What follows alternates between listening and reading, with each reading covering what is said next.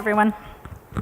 I'm going to move from London to general Europe down to a small place, the Nordic countries, which if you're not familiar with, you will have a little bit of a taste of what they're about after this presentation. It's just kind of a starting point. It is something that should be on your map or on your radar because there's a lot of very cool innovation coming out of the area, and it's definitely growing.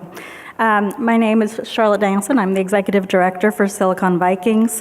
We are a 40,000 plus network that connects Nordic and Baltic innovation with Silicon Valley and vice versa. We are a nonprofit organization that has been headquartered in Silicon Valley for over 20 years, and we have nodes throughout the Nordic and Baltic region. So I'm going to start off a little first by saying why the Nordics, and then I'm going to give you some sort of practical advice on how to get tapped into that market and take it from there. Okay.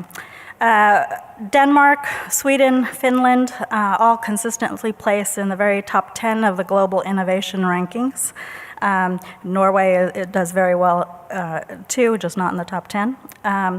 And as a whole, though, this is the most important, I think. On a per capita basis, Stockholm, Sweden, has the second highest number of unicorns, startups valued at over 1 billion or more in the world after Silicon Valley.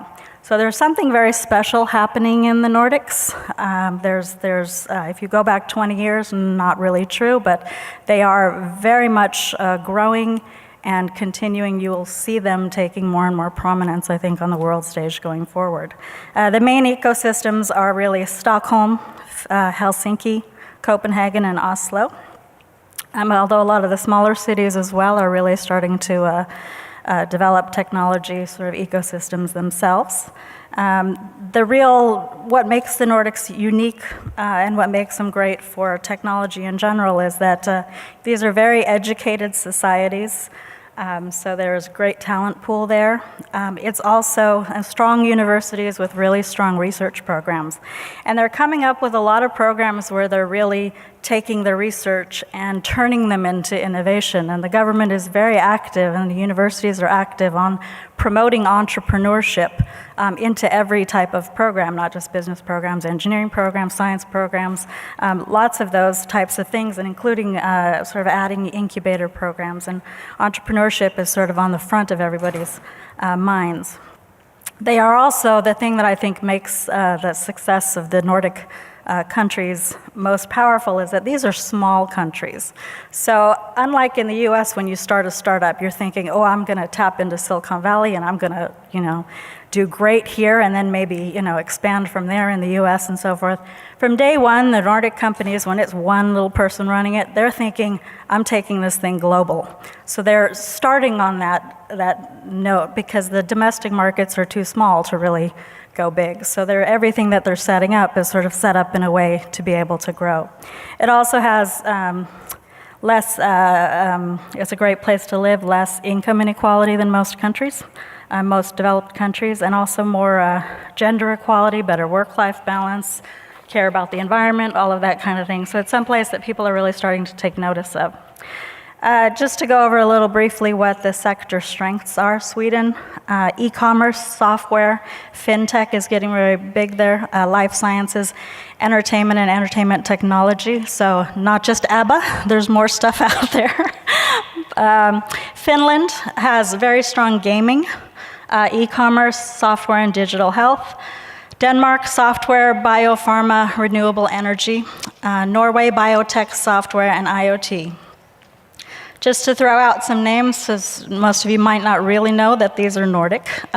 Obvious ones are Volvo started there, but Ericsson and Nokia you probably heard of, and IKEA, of course. H&M, Skype started there. Spotify, King Games, Rovio, the makers of Angry Birds, Supercell, Klarna, iZettle, Zendesk, AstraZeneca, and Mojang, the Swedish game studio that made Minecraft, just to name a few, and they keep growing. So what do you do if you're thinking about going into the Nordic region? First of all, in the Bay Area, there's a huge Nordic network. Silicon Vikings is one of the biggest ones just focused straight on HealthTech, and we do all of the Nordic countries. So we have about 25 networking events per year, different types of events, including hosting events where we have groups of companies coming over from the Nordics where they pitch to local venture capitalists. It's a great way to sort of get an idea of what types of companies are sort of the next thing coming out of the Nordics. They tend to be very much on the front edge of it. Even in things like digital health is an area where the Nordics are really playing a pretty prominent role because there aren't as many, well, the FDA isn't a problem in the same way over there, so products are actually able to be sort of tested and moved along, and you can see if there's actual genuine marketability.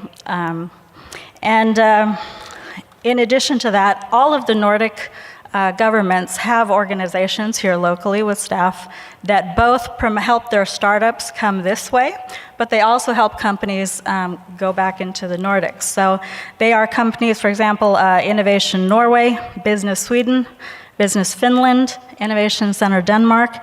And if you haven't been there yet, there is a collaborative organization as of a few years ago called Nordic Innovation House in Palo Alto. That is a Nordic tech hub and a co-working space where it's sort of a soft landing space for Nordic companies coming into the region. So those are all organizations you can tap into and see what the incentives are to sort of move into that area, and also just to kind of learn who the players are in the ecosystem. Following Silicon Vikings on social media is also a really great idea. We have a very active social media presence where we're republishing and reposting things, news from the Nordics constantly. So everything from venture capital information, what the big companies are doing, what the latest and greatest startups are. So it's a great way to get an overall idea of who's happening, what's happening, and who's who. And then accelerator programs and things like that as well are in that. Anything you can think of. It's a good idea, too, to get a sense of what the differences are between the different countries and even between the different regions. So you brush up and learn everything before you expand into the region. There are a lot of very local resources here that are just a great way to get tapped in. And once you've done that, go to a conference in the region. We also include all of that kind of information on our website and in all of our social media.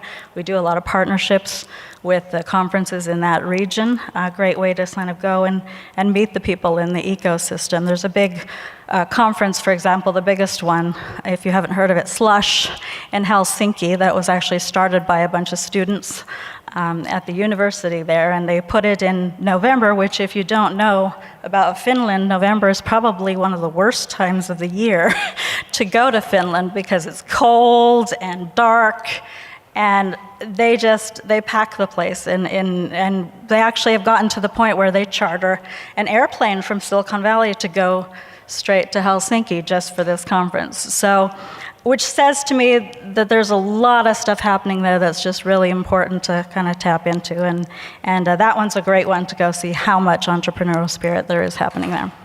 Okay, thank you.